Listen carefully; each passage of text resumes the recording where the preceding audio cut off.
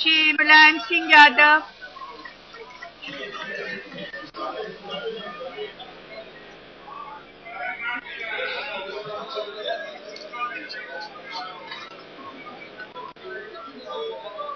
अध्यक्ष महोदय,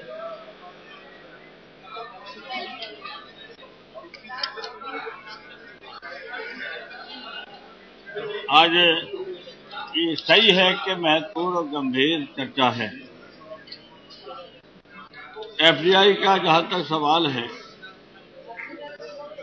बहुत प्रशंसा की है सिब्बल साहब ने, लेकिन ये भी सोचो कि जब कोका कोला आया था और पेप्सी आई थी तब भी बड़ी तारीफ की गई थी और ये कहा गया था कि आलू और टमाटर की पैदावार बहुत बढ़ेगी और किसान को बहुत बड़ा लाभ होगा।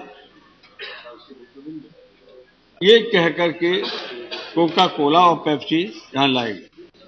उस समय भी हम लोगों ने कोका कोला और पेप्सी का विरोध किया था और साबित हो गया कि कोका कोला और पेप्सी से आलू या टमाटर की पैदावार कोई नहीं बढ़ी है और न कोई अभी बहुत विशेष सरकार की तरफ से भी मदद नहीं हुई है।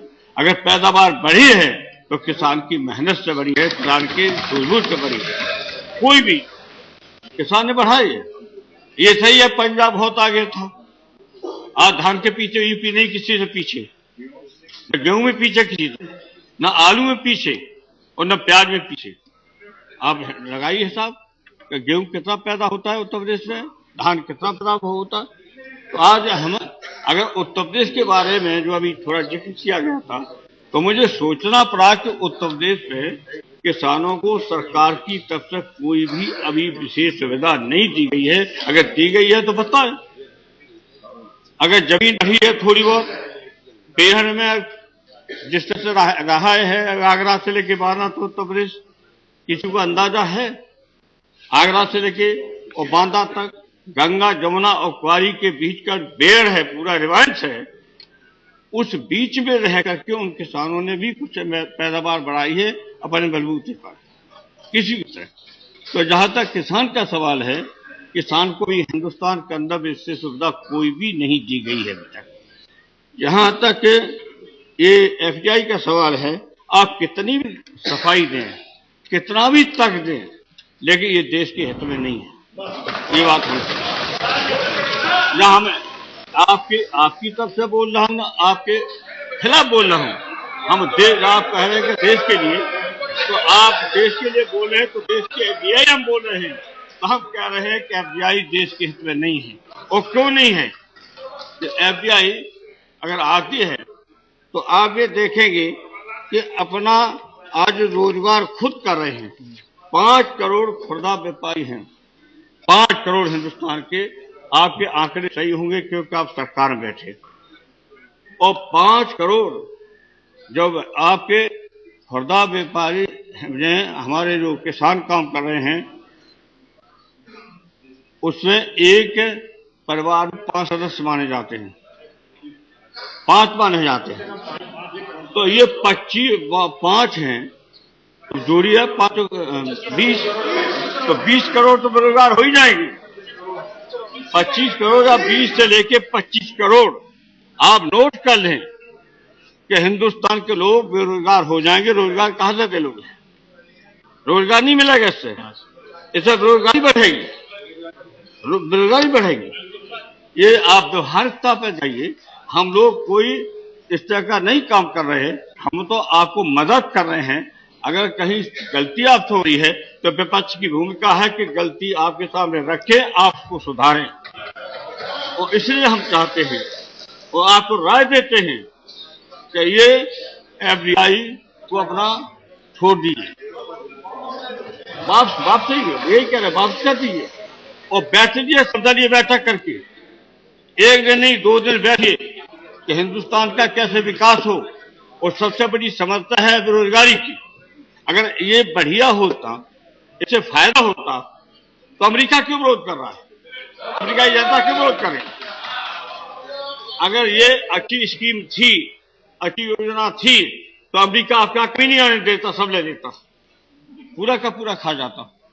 लेकिन आज न्यूयॉर्क में अध्यक्ष महोदय प्रतिबंध लगा दिया है कि एफडीआई को प्रवेश नहीं करने देंगे, एफडीआई प्रवेश नहीं करेंगे। हाँ ये है, आप क्या कह रहे हैं, क्या कह रहे हैं? अगर ये बात अध्यक्ष महोदय हम गलत कह रहे हैं, तो हम हाँ आपको फुटकर, अगर आप हमारी बात गलत है कि अमेरिका विरोध नहीं कर रहा है, न्यूयॉर्क पे विरोध नहीं हो रहा, न्यूयॉर्क के प्रतिबंध लगा है, रोक लगा दी है, तो हम अपने शब्द विद्रोह करेंगे और आपसे माफी मांगेंगे।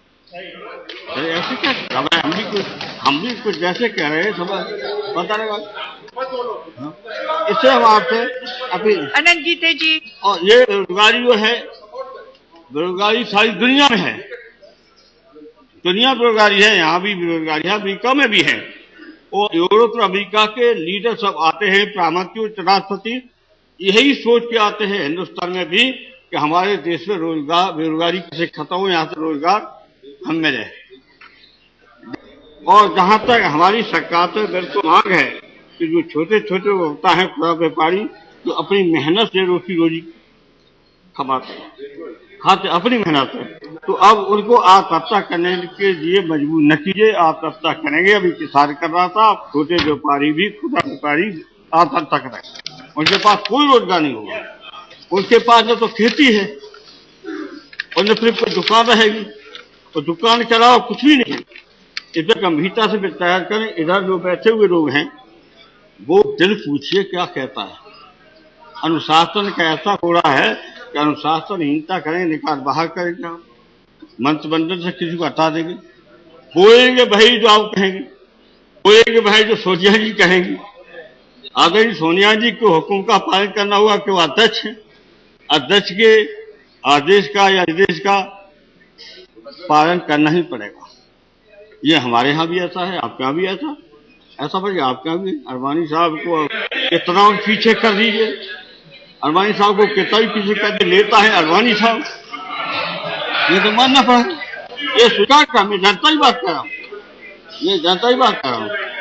तो अरबानी साहब जो कहेंगे पार्टी के अंदर वो ज्यादा मान्यता होगी थी, तो इसलिए पार्टी का अंकुश लगा हुआ, पार्टी का अंकुश हटाओ और देश के हित में हम सहमत हैं कि देश के हित में ही काम करो। आखिर पे आपने कहा हम देश के साथ है, जिनके साथ जो उनके साथ, ये तो आप लोगों की नूरा कुश्ती दोनों की है, हम लोग नूरा कुश्ती है। हम लोग मान लीजिए छोटे दर हैं, इसे हमको धक्का मार के दर दर किया जा रहा है, हमें सुनने भी नहीं दे रहे, उन्हें सुनने दे रहे आपको, तो उन्हें सुनने दे रहे आपको।